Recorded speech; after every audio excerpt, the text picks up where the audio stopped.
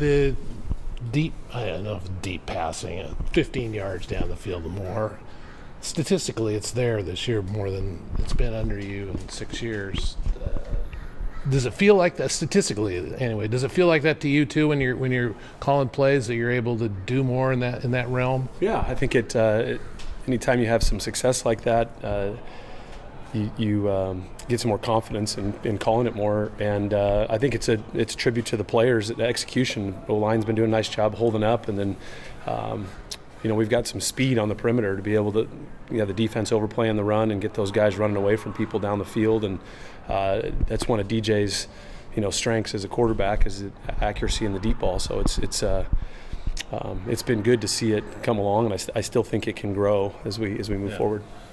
We know about DJ and the speed at receiver. What's the importance of the offensive line in terms of how they've come along in this process to get the deep ball going? Yeah, I think for a lot of us, it's mirroring the run and the pass, and those guys coming off the ball and getting the defensive line to feel like it's a run play.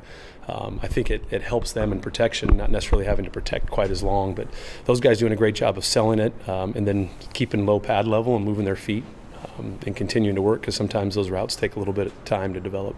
How do you balance since you want to go downfield more and you have the ability, how do you balance that with the running game that's been so successful the last few years?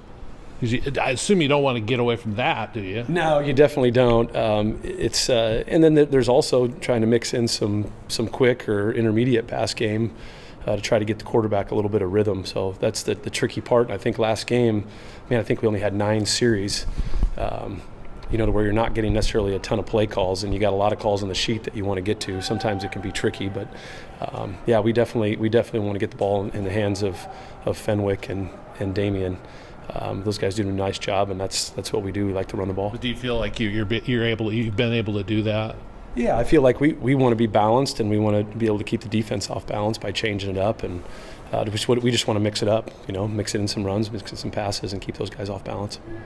Someone that worked in Boulder, what's it been like just seeing the transformation over there in Colorado? They've been sold out. Watching the film, the place looks packed, a lot of energy, a lot of juice behind it, and that place is that's a pretty cool spot when you get that stadium full and the fans excited about it. And we had it going a little bit in 2016. It was a fun atmosphere to be a part of. So I'm excited to go back and see it. What did you see on third down offensively this week, and how can that be a little more successful this upcoming week?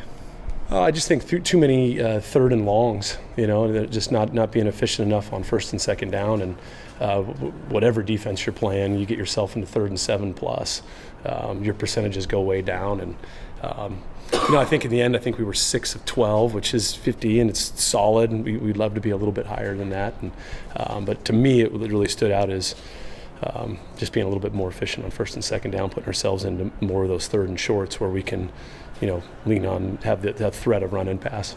DJ looked a little hesitant sometimes in the pocket on Saturday. Was there anything that stood out to you of why that was? No, I think they didn't really do a lot of different things coverage-wise. I think there was some times where he needed to get to maybe the 3rd or 4th read in the progression, which sometimes takes a little bit of time. Sometimes you got to move in the pocket a little bit. And we definitely weren't clean, the entire game in protection.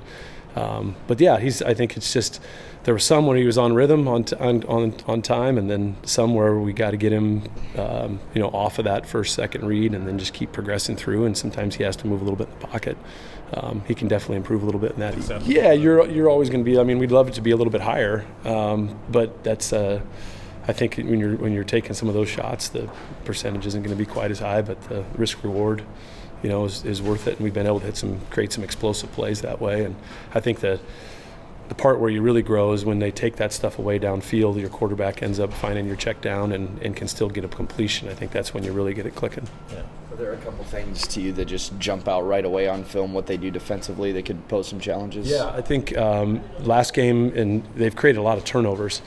I think 16 on the year. They created 4 against UCLA, which kept them right in the game the whole way. And then I think they've done a really nice job in the red zone. I think they're one of the top defenses in the conference in the red zone, keeping people out of the end zone. So I think if you move the ball and you get down there, we got to have touchdowns, and that'll be a challenge for us this week. continuity-wise, did you feel like the offense was in the same place after the bye week as maybe it had been before, or do you lose a little something with that week off? Yeah, we felt a little bit off. To me, I felt like Cal into UCLA, we were in pretty good rhythm and rolling, and we just, I don't know if it was the bye or whatever, but we just didn't execute quite as well as we had in the previous weeks. And hopefully we can, put together a great week of practice and get that rhythm back.